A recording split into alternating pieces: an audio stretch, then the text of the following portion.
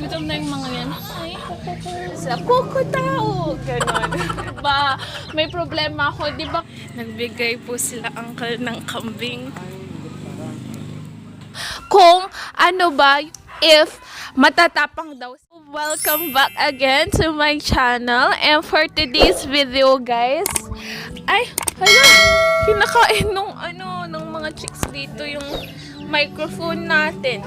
So, ngayon magpapakain muna tayo ng ating mga saso chickens at bibigyan natin sila ng kanilang tubig kasi ubos na, guys.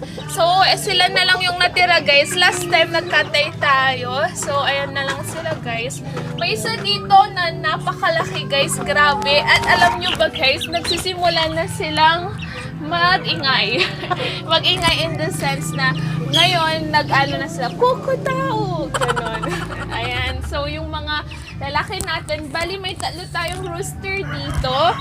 Tapos yung isang rooster doon, yung in-isolate natin kasi sugatan nga, binubuli nila. So, kaya nandito ay tatlong rooster at dalawang inahin. So guys, alam nyo ba, may problema ako. Di ba nga sabi ko sa inyo, malapit na tayong mag-breed ng ating mga sasu chicken. But, mas madami yung rooster natin kaysa sa ating mga hen.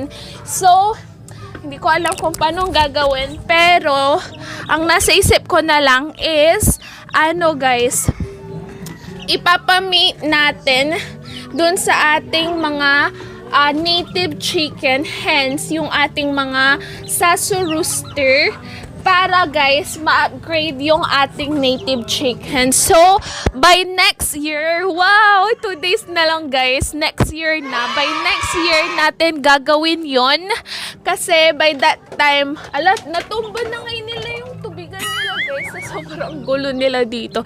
Para pag next year, ayun, may mga upgraded chicks na tayo, di ba? Hi kayo. Hi. Ginagawa mo. Hello. So, pakainin ko muna sila, guys, ha? Ko para makita nyo sila dito. Ngayon naman, guys. Ito yung dalawang hen natin. So, ayan siya. Tapos, ito yung isang rooster. Ayun yung pinakamalaki. Nasaan siya? Ayun siya sa likod ng ano. Nasaksihan nyo kung paano sila lumaki hanggang ngayon. Ang bilis, guys. Grabe, no? Gutom na yan. Ala, yung bumbilyan na hulog. Kunin ko yan mamaya. Hello, beautiful.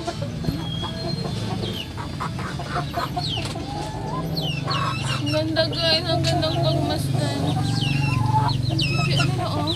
Gutom na yung mga yan. Hi. Papakainin na natin sila kasi siguradong gutom na tong mga to. Ayan. Pakainin ko lang sila, guys. Tapos balikan ko kayo. Guys, so nakikita nyo dyan sa likod ko, kumakain na sila. Tapos yung iba is nandun umiinom. So, bali guys, may ipapakita pala ako sa inyo. Yun ang laki-laki na rooster natin. So, after nilang uminom, guys, nagtatampay ngayon dyan sila sa, tubigan. Tapos, kakalahatiin nila yan, guys. Talagang maganda, guys, kasi alam nilang i-hydrate yung sarili nila, guys. At, guys, wala ka talagang magiging complain kapag nag-alaga ka ng saso. Kasi, sila, guys, maamos sila kung alam mo silang kausapin. Tapos, tahimik lang talaga sila, guys. Kanina yung sinasabi ko sa inyong maingay is kasi nga, diba, nag-i-start na silang kukutao yun. So, yung mga rooster natin. But, no, wala ka talagang magiging problem sa kanila, guys. So, ngayon, nandito muna tayo sa likudan ng bahay namin. Ayan, so, bali, andun pala yung rabbit, tapos andun yung ating mga African lovebirds.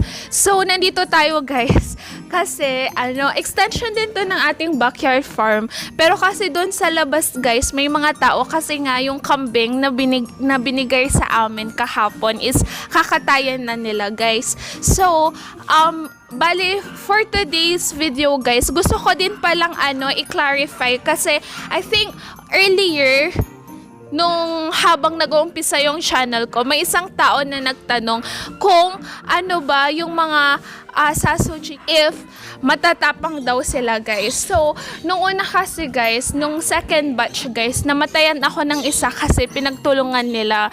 Tinuka-tuka nila yung isa sa ating mga sisiw, kaya namatay yun.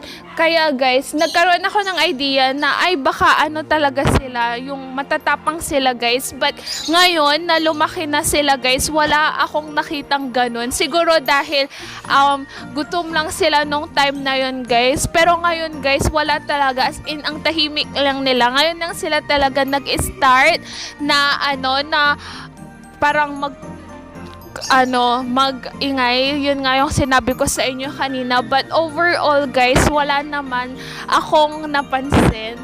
So, yung time na yun lang yun guys, pero ngayon wala. Kagaya ng sabi ko. Hey guys, may nagbigay po sila uncle ng kambing.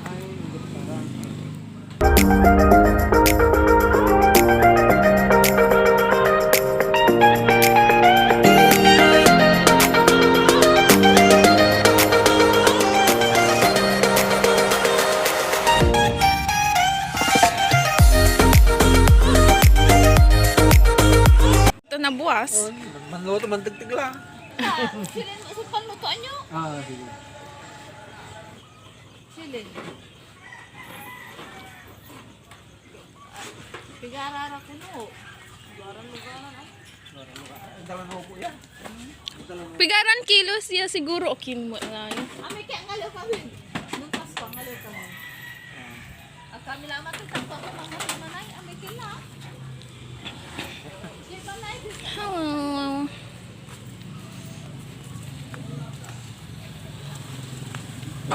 Ilalagay natin siya doon sa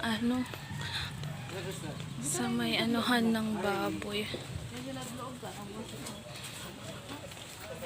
Kabit lamang na ito. Nara dyan lang Ayaw niyang pumasok doon. So, kung nasa ibang bansa ka, alam ko na isa siguro sa miss na miss nyo is yung mga ganito guys, sa buhay natin sa probinsya, yung mga mababait na tao na nagbibigay ng mga alaga guys. So, ngayon po, binigyan kami ni uncle ng ng kambing guys. Tapos sabi niya pa nga, payat pa nga daw yun sa gusto niyang ibigay. Hala, naihi yung kambing. So, grabe guys, ang bait nila guys, promise. So, dyan muna siya ngayon, magiging kapitbahay muna siya ng ating mga baboy dito sa kabila. Bye-bye ka na sa vlog. Bye-bye vlog. Ito-turn namin ko. Ay, ayaw niya po guys. Thank you so much guys for watching. I'll see you again to our next vlog.